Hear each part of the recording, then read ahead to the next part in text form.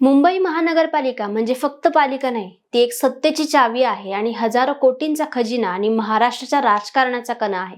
म्हणूनच मुंबई पालिका जिंकणं म्हणजे फक्त मुंबई जिंकणं नाही, तर संपूर्ण राज्याच्या राजकारणावर पकड मिळवणं आहे. नमस्कार मंडळी, मी कृतिका आणि तुम्ही बघत आहात नीतिकट्टा. आज आपण समजून घेणार आहोत मुंबई महानगरपालिका इतकी महत्त्वाची का मानली जाते आणि प्रत्येक राजकीय पक्ष बीएमसी साठी जीव का ओततो. याचं उत्तर आहे इतिहास, पैसा आणि सत्ता. 1971 साली शिवसेनेचा पहिला महापौर आणि मुंबई महानगरपालिकेत निवडून आला आणि 1985 मध्ये शिवसेनेने पूर्ण बहुमत मिळवत पालिकेवर निर्विवाद वर्चस्व प्रस्थापित केलं.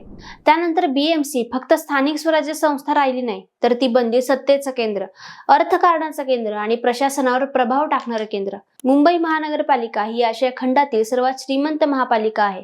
2025 ते 2026 चा अर्थसंकल्प तब्बल 75,447 कोटी, मुदत ठेवी म्हणजेच एफडी 81,744 कोटी. हे आर्थिक सामर्थ्य म्हणजे मिझोरम, सिक्कीम, नागालँड आणि त्रिपुरा आणि अरुणाचल प्रदेश या राज्यांच्या वार्षिक बजेटपेक्षाही जास्त आहे. गोव्याच्या सुमारे 2.5 पट आहे. हिमाचल प्रदेशच्या जवळपास 1.5 पट. म्हणजेच बीएमसी म्हणजे फक्त एक स्वतंत्र मिनी राज्यच. पैसा असला की सत्ता येते आणि बीएमसी कडे कायदेशीर अधिकारही प्रचंड आहेत. मुंबई म्युनिसिपल कॉर्पोरेशन ऍक्ट अंतर्गत बांधकाम परवाने, विकास आराखडे आणि पुनर्विकास प्रकल्प, शहर नियोजन या सगळ्या पालिकेचा निर्णायक प्रभाव असतो.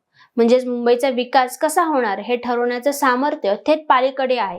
आता बीएमसीचं कार्यक्षेत्र काय आहे? मुंबई आणि मुंबई उपनगर, 2 उपजिल्हे, 36 विधानसभा मतदारसंघ आणि 6 लोकसभा मतदारसंघ. सध्याची राजकीय स्थिती काय आहे? महायुती 22 जागा, महाविकास आघाडी 14 जागा. म्हणूनच मुंबई पालिका निवडणूक ही फक्त एक स्थानिक निवडणूक नाही, ती आहे राज्याच्या राजकारणाचा सेमीफायनल आणि राष्ट्रीय राजकारणाचा ट्रेलर. याच कारणामुळे मुंबई महानगरपालिका ही एक सत्तेची चावी, आर्थिक शक्तीचं केंद्र आणि राजकीय प्रभावाचा कणा आहे. मुंबई पालिका जिंकणं म्हणजे केवळ शहरावर नव्हे, तर महाराष्ट्राच्या राजकारणावर वर्चस्व मिळवण्याची संधी आहे. मुंबई जिंकणारा फक्त महानगरपालिका नाही जिंकत, तो फक्त पुढच्या राजकारणाची दिशा ठरवतो. तुम्हाला काय वाटतं? कमेंटमध्ये नक्की सांगा आणि अशाच व्हिडिओला शेअर करायला विसरू नका. धन्यवाद.